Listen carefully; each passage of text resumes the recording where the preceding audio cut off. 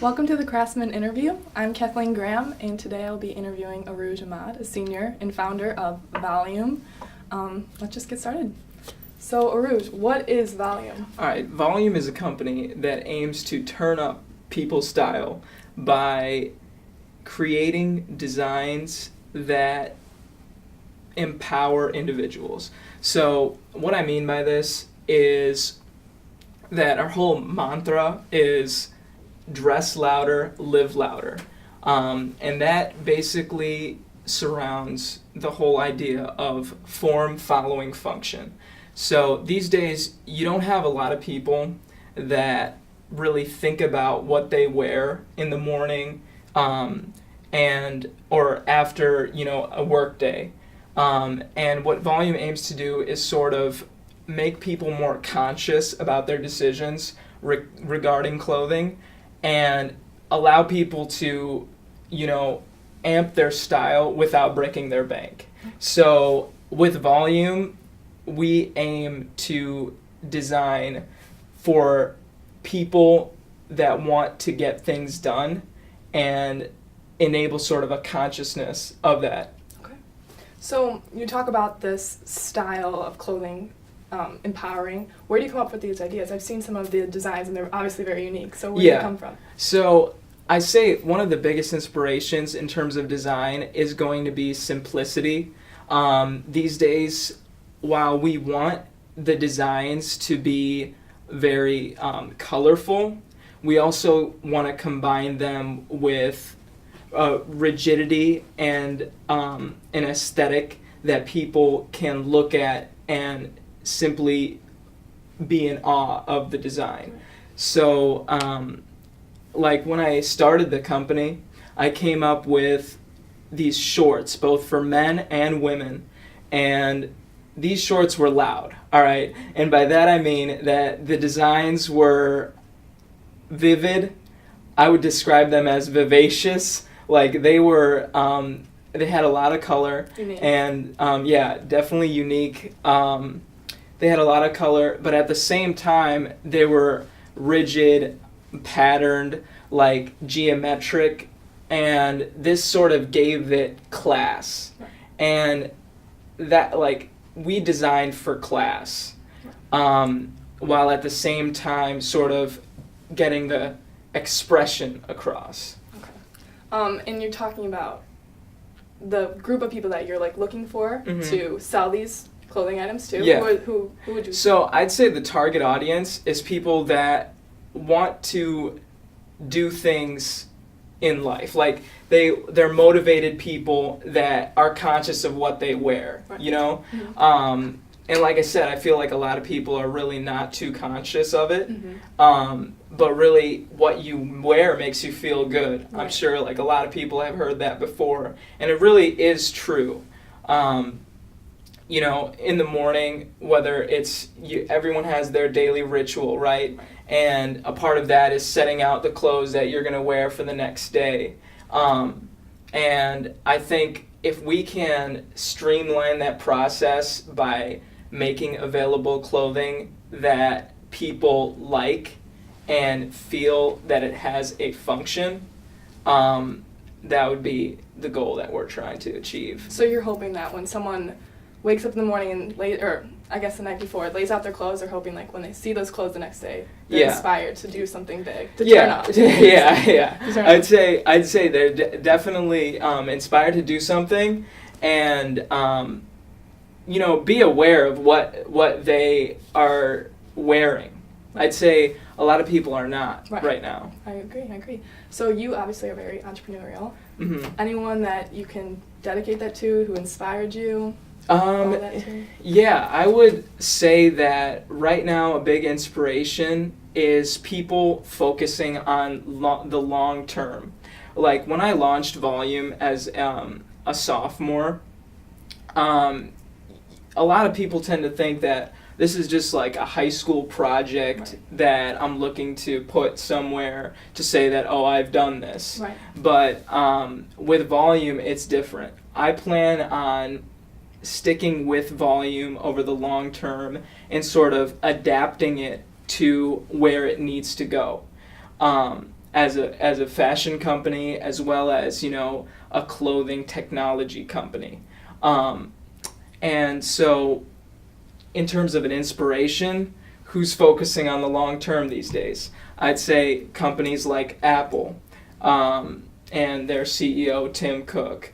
Obviously, the number one cliche is Warren Buffett. He is a position investor. He sticks with what he's invested in. So I've invested in volume, you know, and I plan on continuing to do that throughout my career. Right. And you're obviously a full-time student involved with activities in high school. How do you manage your time? So I am very mechanical to a point in terms of time management. I'd say that I plan out what the top 3 things I want to accomplish are per day, and by the end of the day hope to have those 3 things accomplished. And then in the middle is where you just have to do school. You know, it's really a simple idea. You just have to do school and then move on to all of the things that interest you. So that's where I am on time management. Very nice, very nice. In the next 3 years, what are your hopes for Volume? Where do you hope to see it? I hope to see Volume as a clothing company that empowers people. So it's often attributed to Charles Darwin, and he says that it's not the most intelligent or the strongest that survive, but the ones most responsive to change. So with Volume, I've sort of given you these ideas of sort of what we're pursuing, but that will manifest over time. You know, it's a new company, and it's going to take some time to get it where I want it to be. So in 3 years, I hope to see Volume as a brand with power, a brand that has some credibility, and, you know, customer base that is loyal to our product. Right. And that's where I hope it to be in 3 years. Do you can see it staying on the internet where you can order it, or do you hope to sell it in stores? I hope to see it on the internet as well as in stores. I think it would be amazing to have a store that sort of caters to the aesthetic we're trying to achieve at that time.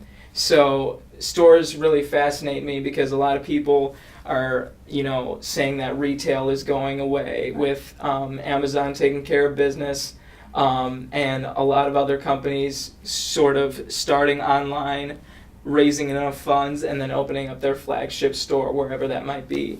And I think competing in that is going to be very interesting when it comes to that. Right. Is there anything you'd like to say to anyone, potential buyers, and just about? Yeah. I think for any potential buyer, I would say that when you buy Volume, think about yourself.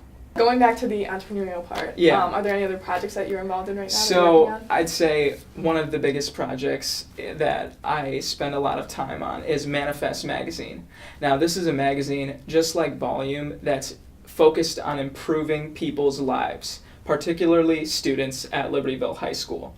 At Libertyville, we have a staff of writers, a core team that sort of curates the content and writes it. You know, and we're sort of in that unique position of targeting the people that we want to sort of read our content. So with that, like with Manifest Magazine at Libertyville, we also want to empower the community. And in the context of the magazine, that means after students go to work, go to practice, finish their homework, study for that test, watch TV. Like, what is it that they're doing during that time that they have to themselves to sort of make manifest their career or what they're truly passionate about? And Manifest hopes to reveal ideologies that sort of express that that sort of passion that comes from people just like them, because the inspiration comes from students that are, it comes from the like, people that are just like you, and that's what Manifest is all about. It's for the students, and we started it sort of as an independent magazine.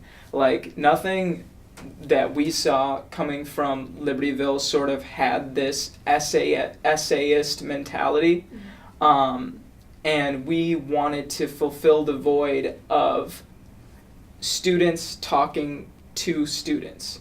You know, there is all types of content these days that in the information age we're all exposed to.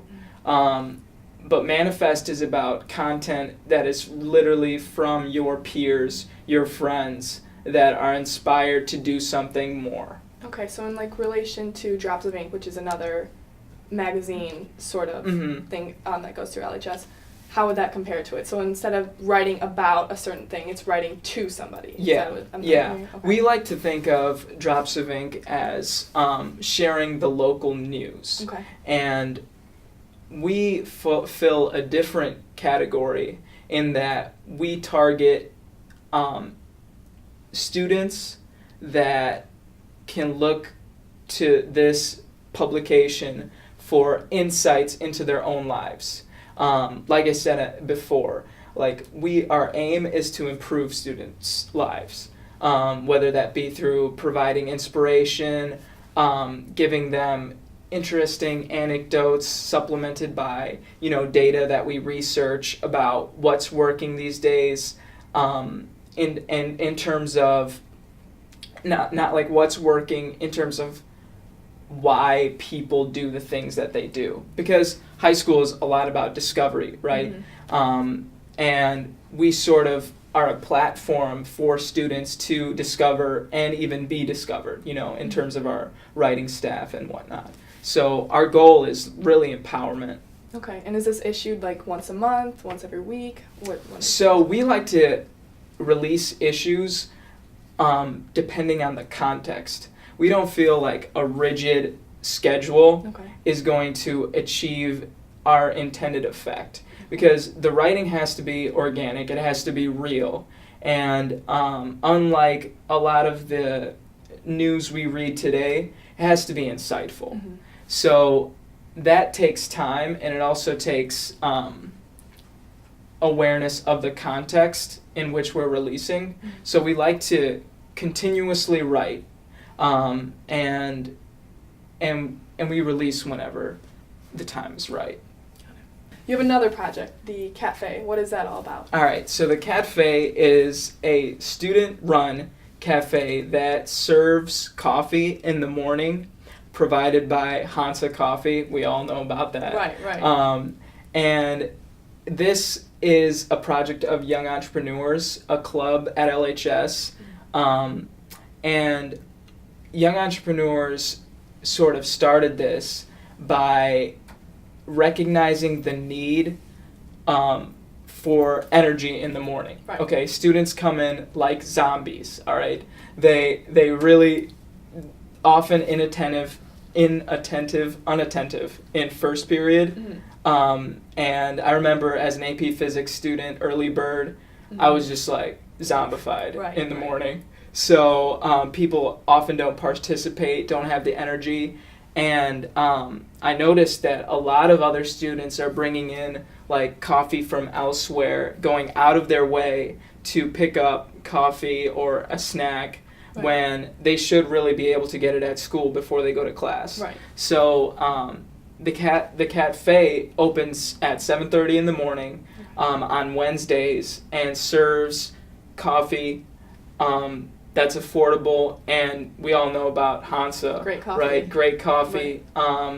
And we just have that for students to enjoy. Where do the profits go to? Does it support the entrepreneurs? Yeah, it supports young entrepreneurs. Okay. And we do business that matters. Right. Like, that's the mantra behind young entrepreneurs. Like, I had served on student council, and really, oftentimes, a lot of projects get tangled in the bureaucracy. We like to make stuff happen. Right, get things done. You get things done. So I'd say that Young Entrepreneurs does focus on business that matters, and we would reinvest money that we make Right. into bettering the school, doing something new, and that's an experience I had in student council as well. But at Young Entrepreneurs, I'm able to do it with, people interested in business, people interested in doing exciting things. Right. And that's what excites me about that project. Awesome. Talk a little bit about your high school experience and what advice would you have for incoming freshmen?